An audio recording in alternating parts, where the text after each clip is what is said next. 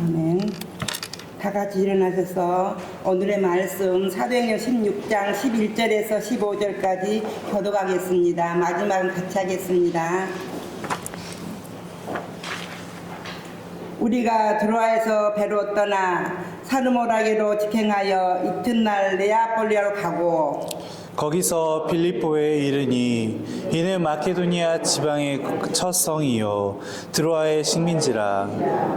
이 성에서 안식일에 우리가 기도할 곳이 있을까 하여 문밭 강가에 나가 거기 앉아서 모인 여자들에게 말하는데 도아디라시에 있는 자색 옷감 장사로서 하나님을 섬기는 루디아라 하는 한 여자가 말을 듣고 있을 때 주께서 그 마음을 열어 바울의 말을 따르게 하신지라. 다 같이 그와 그 집에 다 세례를 받고 우리에게 청하여 이르되 만일 나를 주 믿는 자로 알거든 내 집에 들어와 유하라 하고 강건하여 머물게 하니라. 아멘.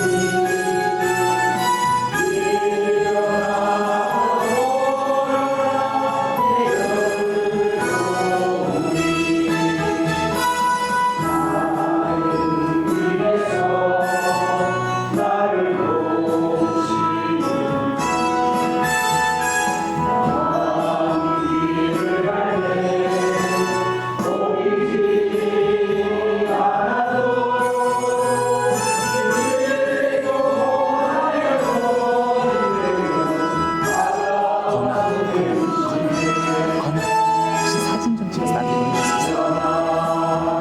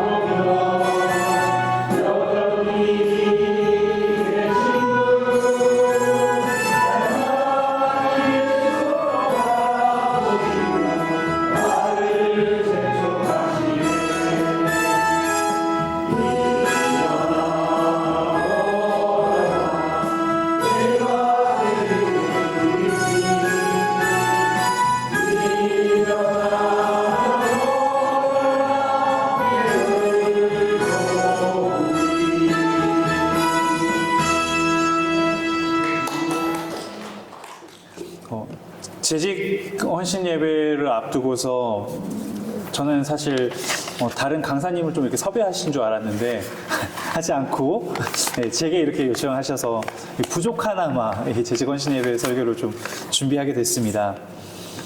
그러면서 이제 제가 지난 한 해 우리 성도님들의 헌신이 무엇이었던가 한번 좀 돌아보고 좀 되새겨 봤었습니다. 교회를 위해 수고하고 노력했던 지난 한 해의 손길들 하나하나가 참 기억에 남습니다.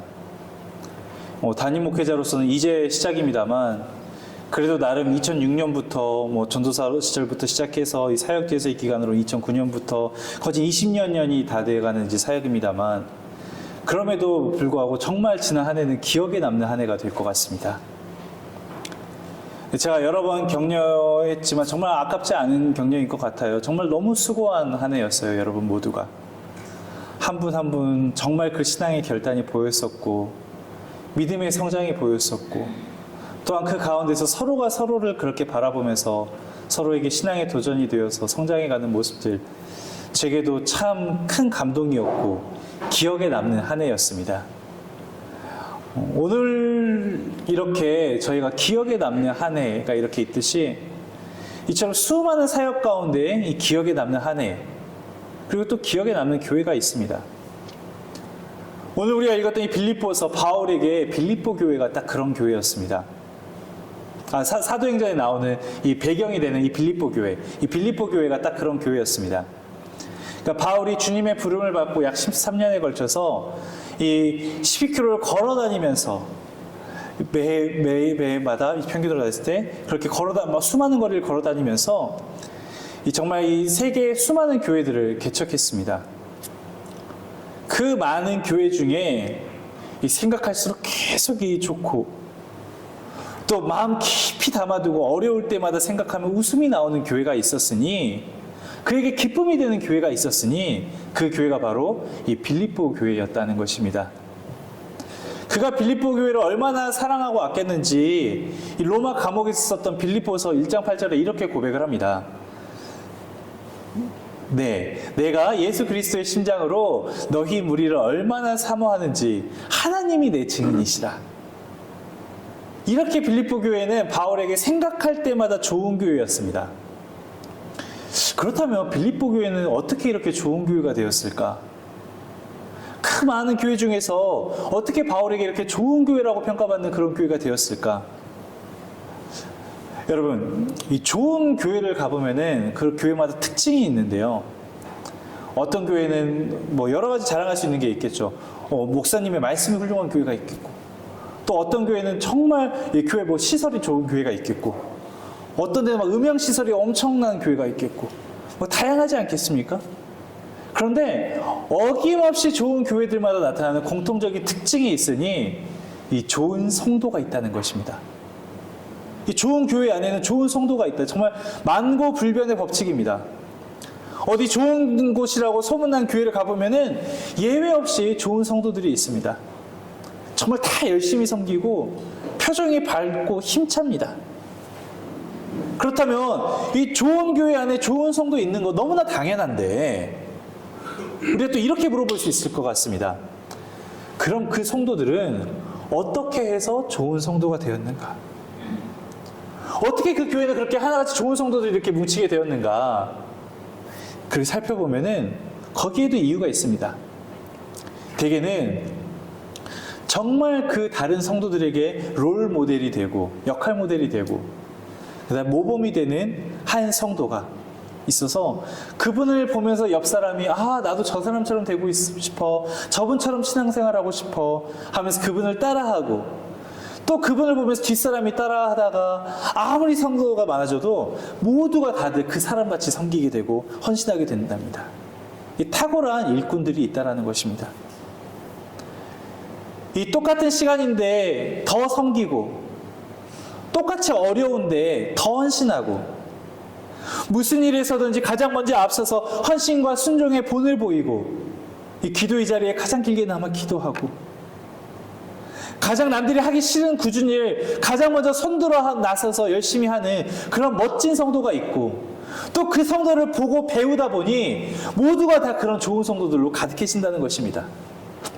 바라기는 우리 여호산빛 교회 재직들, 정말 이 자리에서 귀한 집사로서, 그리고 또한 이제 권사로서, 장로로서 사명 앞에 다시금 헌신을 오늘 결단하는데, 특별히 이 직분을 맡은 이들로서 올 한 해 많은 사람들이 칭찬하고 존경받는 성도의 모범이 되기를 주의 이름으로 축복합니다. 빌립보 교회가 왜 좋은 교회였다고요? 좋은 성도들이 가득해서, 그리고 그 가운데 가장 중심이 되는 한 인물이 있었다. 그러니 그 다음 사람도 그런 성도가 나오기 마련인데, 그렇다면 그 믿음의 본보기가 되었던 사람이 누구냐? 바로 오늘의 주인공 루디아입니다. 루디아의 헌신이 있었는데 그 루디아가 얼마나 열심히 잘하든지, 열심히 신앙의 모범이 되든지 제2의 제3의 루디아가 이 빌립보 교회에 끊이지 않았다는 거예요. 목사님, 그 사람에게는 그 사람의 사정이 있겠지만 지금 제 처지는 교회를 향한 헌신은커녕 내 한 몸 간수하기도 어렵습니다 하시는 분이 있을지도 모르겠어요. 그런데 이 루디아도 정말 남들이 봤을 때 헌신을 할 만한 그런 처지가 되어서 섬기고 봉사했던 사람이 아닙니다. 그렇다면 오늘 이 아침 우리가 루디아의 상황을 살펴본다면 어떻게 그녀는 그런 어려움들을 이겨내는지, 어떻게 교회를 향해서 봉사할 수 없는 상황 가운데서 봉사할 수 있었는지, 이를 살펴보는 것만으로도 우리에게 신앙에 큰 도전이 되지 않겠습니까? 가장 먼저 이 루디아가 뛰어넘었던 한계는 여성이라는 한계였습니다. 이 당시 사회 속에서 여성이라고 하는 성별은 이 크나큰 제약이자 한계였습니다. 그런데 루디아가 이 여성이라는 제약을 뛰어넘어서 주님을 섬겼다는 것입니다. 오늘 본문 13절 14절을 우리가 다 같이 한 목소리로 읽어보겠습니다. 시작. 안식일에 우리가 기도할 곳이 있을까 하여 누군가 강가에 나가 거기 앉아서 부모님 자들에게 말하는데 두아디라시에 있는 자색 옷감 장사로서 하나님을 섬기는 이 루디아라 하는 한 여자가 말을 듣고 있을 때 주께서 그 마음을 열어 바울의 말을 따르게 하시는지라. 아멘. 여기 보면 이 루디아가 등장을 하는데 이 두아디라 사람이래요. 그러니까 빌립보 사람이 아니라 두아디라 사람인데 장사를 하기 위해서 이제 빌립보에 이주를 해와서 살고 있는 여성입니다. 사실 에게해만 넘어가면은 바로 인접해 있는 곳이 빌립보니까 두아디라 고향에서 조금 멀리 떨어져 나와서 대략 우리 하이도 출신 우리 권사님이 계시는데 목포에서 여수까지 이렇게 넘어와서 이렇게 정착해 사시듯이 그렇게 두아디라에서 이제 넘어와서 빌립보에서 살고 있는 거예요. 그런데 이 여성이 여기에서 뭘 하고 있는가 봤더니 자주장사 루디아라고 합니다. 그러니까 자주 색깔 비단을 파는 이 비즈니스 우먼. 그러니까 빌립보에 잠시 장사하러 온 게 아니라 이 빌립보에 이제 이주해서 살고 있는 그런 여성 사업가입니다. 근데 이 여인이 원래 유대인이 아니고 당시 유대로서는 이 소아시아 지역, 이방으로 분류가 되었던 이 소아시아 지역의 두아디라라는 곳의 출신입니다. 그러니까 오늘 안식일에 기도처에 나아가 기도하고 있다고 하는 것으로 봐서는 그러니까 원래 유대인은 아니었는데 유대교로 개종을 한 것 같아요. 이스라엘에 흩어져 있던 그 지역에 이제 유대인 남성, 즉 그러니까 만 12세 이상의 남자 10명이 모이게 되면은 이제 그 시나고그라고 부르는 그런 회당을 만들 수가 있게 됩니다. 그러니까 회당을 만들지 못하고 이 기도처로 모이는 걸 봐서는 당시 그 바벨론의 포로로 잡혀가서 이 그발강가에서 그들이 모여서 기도했던 것처럼 이 기도처가 대부분 안식일에 모여서 함께 강가에서 기도를 했던 그런 풍습이 있었거든요. 그러니까 당시 그 지역에 유대인 남자 10명도 찾기 어려울 정도로 하나님을 알기 어려운 지역에서 어떻게 이 여인이 하나님을 알게 된 거예요. 그런데 함께 예배드릴 사람도 그렇게 많지 않고 흔히 말해서 이 비빌 언덕도 없는 곳에서 그 기도처에 이 두아디라 출신 이방 여인이 있었던 걸로 봐서 그러니까 이방인이 유대교로 개종을 한 케이스인 거죠. 그런데 보십시오. 그녀가 이제 어떻게 하나님을 만나게 됐는데 그 지역에 회당조차 없으니 이제 하나님께로 어떻게 가야 되는지도 모르는 거예요. 하나님에 대한 열심은 있고 믿음은 생겼는데 알고 싶은데 무엇을 해야 하는지도 모르는 상황. 그렇기에 하나님, 제가 하나님 섬기기 위해서 무엇을 해야 할까요? 뭐 도대체 어떻게 하는 게 신앙의 길을 걷는 겁니까? 알지도 못하는데 그녀가 기도하는 중에 기도가 응답이 되었는데 무슨 일이 일어났느냐?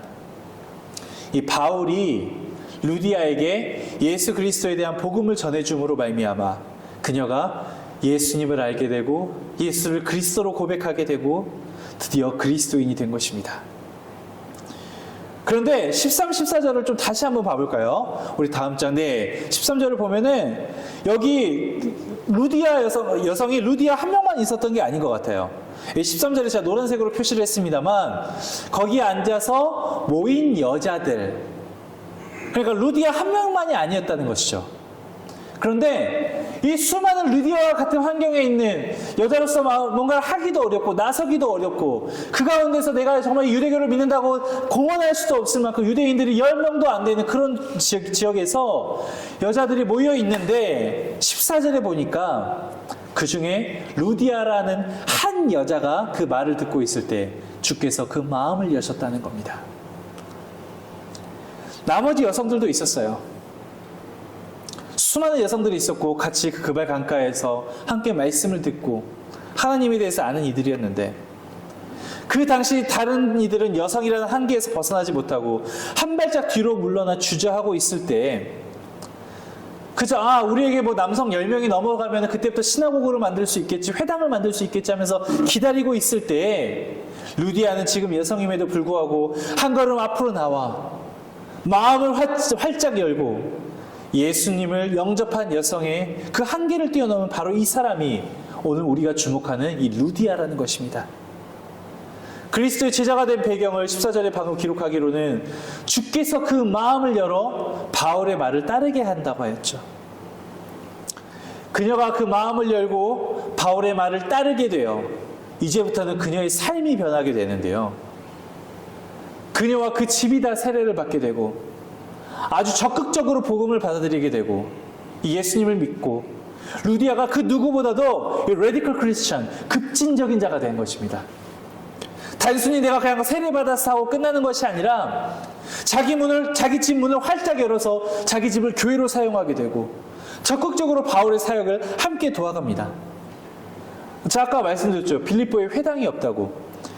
회당이 없다는 것은 정말 당시 그 지역에 유대인 남자 10명도 없다는 것이고 대신 기도처가 있다는 것입니다.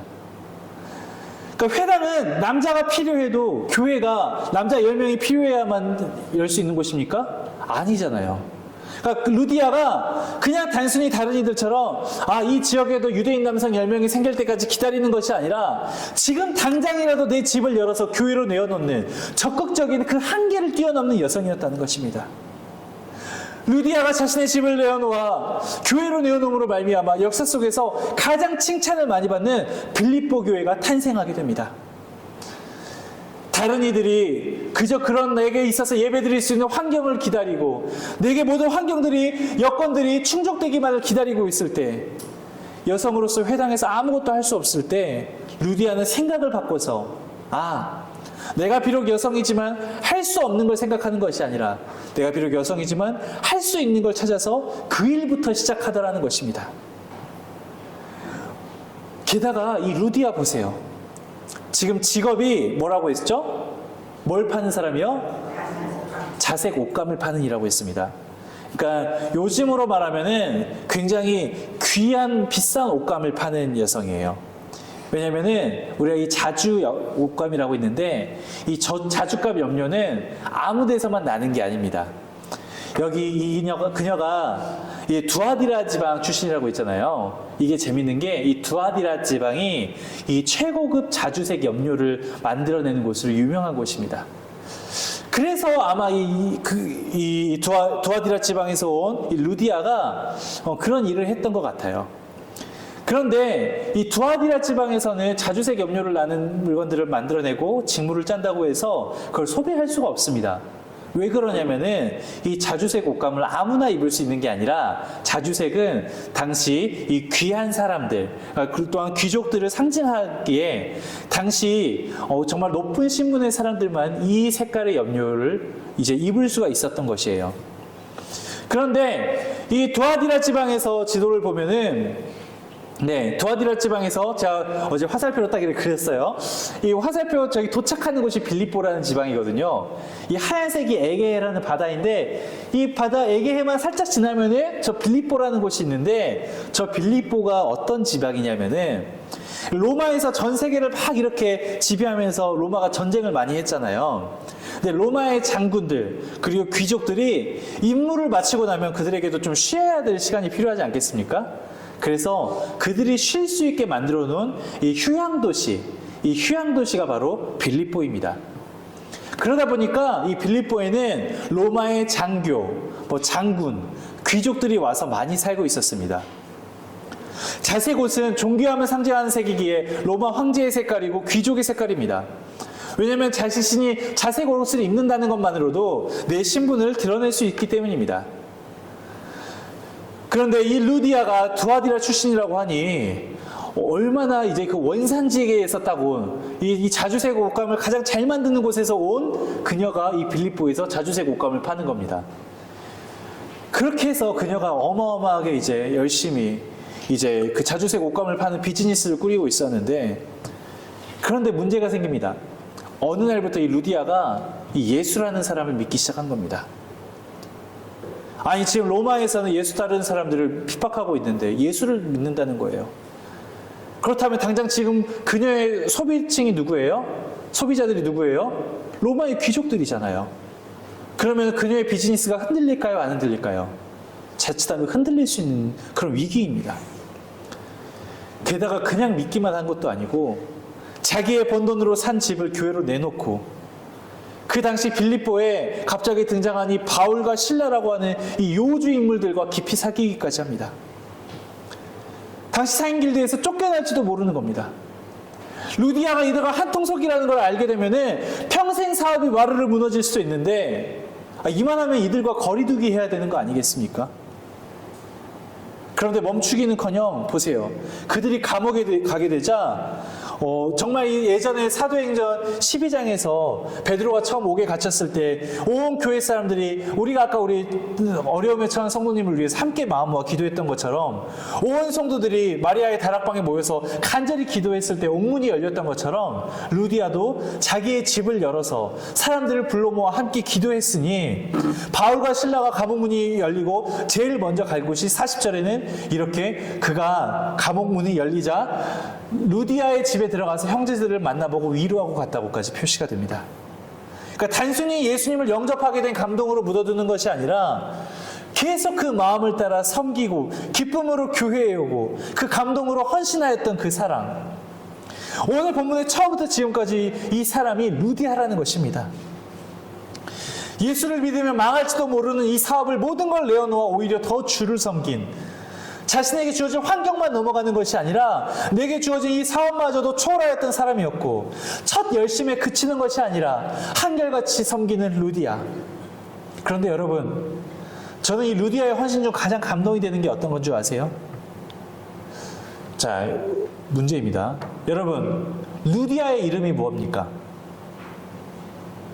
왜 제가 꼭 이 지목을 해야 될까요? 자, 물어보겠습니다. 우리 대답을 가장 잘하실 것 같은 우리 이미희 집사님, 루디아의 이름이 뭘까요?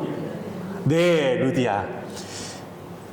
어렵나요? 자, 우리 안미경 집사님께서 한번 여쭤볼게요. 안미경 집사님, 임유선 목사의 이름이 뭡니까? 그렇죠. 자, 다시 물어볼게요. 우리 옆에 있는 이희성 집사님, 루디아의 이름이 뭘까요? 루디아.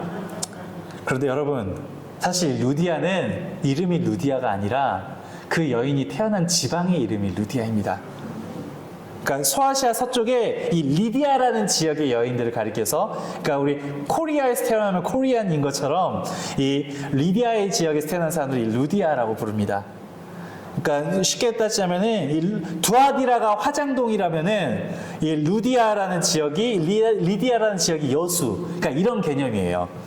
제가 예전에 저희 외할머니 이름을 이렇게 어릴 때 물어보잖아요. 아빠 이름 뭐야? 할머니 이름 뭐야? 하면서 하는데 제 외할머니 이름을 물어보면 제가 꼭 장독대라고 그랬다 그래요. 그러면은 왜 장독대라고 했냐 하면은 저희 외할머니께서 서울 창동 출신인데 그러다 보니까 사람들이 창동댁 하고 부르니까 이 어린 마음에 그게 장독대로 들렸다는 거예요. 그러니까 당시 이 루디아는 우리가 알 수 있는 이름이 없습니다.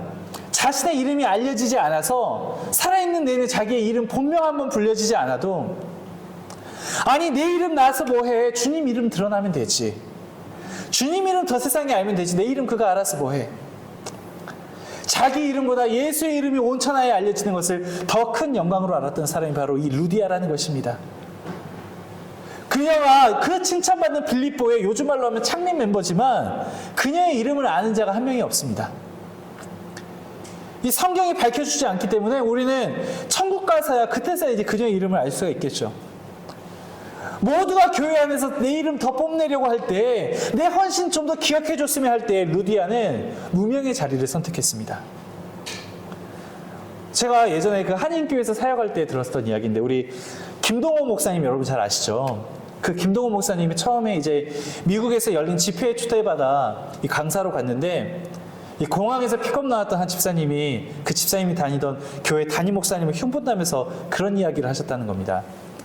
아, 목사님, 제가 교회에서 이만큼이나 하고 또 이만큼이나 헌신했고 제가 교회 시작할 때부터 멤버였었고 헌금도 이만큼이나 하는데 우리 담임 목사님은 저를 그냥 여러 집사 중에 한 명 취급하신다니까요. 그러자 그 김동훈 목사님이 거기서 이제 그 집회 끝나시고 나서 하신 말씀이, 그분은 그 집사라는 호칭이 준비도 안 된 사람이라고. 교회가 예배 공동체가 아니라 이 주식회사인 줄 아는 사람이라고 화를 엄청 내셨다는 겁니다. 주식회사는 그러지 않습니까? 내가 회사에 기여한 기업은 주식의 소유로 인해서 그 퍼센테이지만큼 내가 그 회사의 주인이고 또 그만큼의 목소리를 낼 수 있지 않습니까? 근데 여러분, 교회는 그런 곳이 아닙니다. 그런데 다시 우리를 둘러보면, 우리 교회는 그러지 않습니다만 우리 주변의 교회들을 둘러보면 지금 교회들은 어떻습니까? 내 이름이 주보에서 빠지면 시험 들고, 내 이름이 다른 사람보다 늦게 나오면 화가 나고, 내 이름 철자 하나만 틀려도 기분 나쁘고, 평생 교회 다녀도 내 이름 많이 불러주지 않았다고 섭섭한 마음이 이루 말할 수 없는 사람들이 가득한 곳. 어느새 교회는 그렇듯 나의 이름이 중요한 곳이 되어버리지 않았습니까? 서운한 분들도 계시겠지만 제가 이곳에 와서 헌금 봉투에 적힌 기도 내용들 따로 기도하지 않고, 그냥 제가 따로 여기에서 기도하지 않고 따로 기도한 다음에 주중에 연락드리고, 그다음에 기도 시간에 개별적 이름을 언급하지 않는 데에는 주보 뒷면에 착오가 없도록 제가 이름을 기입합니다만, 보시면 아실 거예요. 여기 주보 뒷면에 향기로운 이름을 해가지고 보면은 여기에 이름 순서를 그냥 재정부에서 봉투 집어드는 대로 무작위로 제가 순서 없이 적는 이유는 그러한 유혹에서 벗어나는 것도 우리가 훈련이 필요하기 때문입니다. 성도들만 그럴까요? 당장 목사인 저부터가 그런 유혹에 넘어가지 않으려고 굉장히 애를 씁니다. 매일 말씀 읽고 기도하고 영성훈련 게을리하지 않는 것은 내가 주인 되어서 내 지식과 내 경험과 나의 실력으로 교회를 섬기는 게 아니라 정말 주의 종이 되어서 섬길 수 있도록, 주의 몸된 교회, 주의 영광이 아니라 나를 드러내는 욕심에 빠지지 않도록 내 힘대로 되지 않고 오직 주의 도우심이 필요하기 때문입니다. 저는 우리 여수한빛 교우들, 특별히 올 한 해 이 재직으로 봉사하고 헌신할 교우들, 오늘 루디아의 이야기 앞에서 우리가 결단할 수 있길 바랍니다. 안 되는 조건들을 앞세우기보다 할 수 있는 일부터 찾아서 헌신하고 섬기는 한 해. 세상적인 계산이 앞서고 유불리를 판단하기보다 주님의 은혜만을 사모하는 한 해. 나를 드러내기보다 주의 영광만을 드러내기를 소원하는 한 해. 그럴 때 우리 여수한빛교회, 우리 앞에 표로서도 걸어놓은 것처럼 그저 그 세상의 공동체가 아니라, 세상의 모임이 아니라 영과 진리로 예배하는 예배가 살아나는 공동체, 생명평화 성교의 공동체, 그저 사람들의 이해집산을 넘어서 교회 공동체로 나아갈 수 있을 줄 믿습니다. 여러분, 그 걸음에 함께 하실 거죠? 함께 하실 거죠? 아멘. 기도하겠습니다. 하나님, 오늘 루디아의 헌신을 바라보며 우리 여수한빛교회 성도들이 특별히 올 한 해 교회를 위해 우리 장로, 권사, 집사로서 헌신하고 봉사를 다짐하는 우리 재직들이 다시 한번 믿음의 결단을 합니다. 이 시간 주 안에서 루디아의 이야기에 도전받고 이 섬김과 헌신을 결단하는 이들의 신앙 여정 가운데 주여 함께 하시사 이 루디아를 통하여 빌립보 교회가 세워져 가듯이 이들을 통하여 여수한빛 교회가 주의 몸된 교회로 바로 서도록 주여 축복하여 주시옵소서. 바라기는 주님, 우리 연약하기만 합니다. 주어진 십자가 앞에서 그저 탄식하며 주의 이름을 간구할 뿐이오니 주여 우리와 함께 하시사 주께서 맡기실 일들 능히 감당할 능력과 새 힘 더하여 주옵소서. 예수 그리스도 이름으로 기도드립니다. 아멘.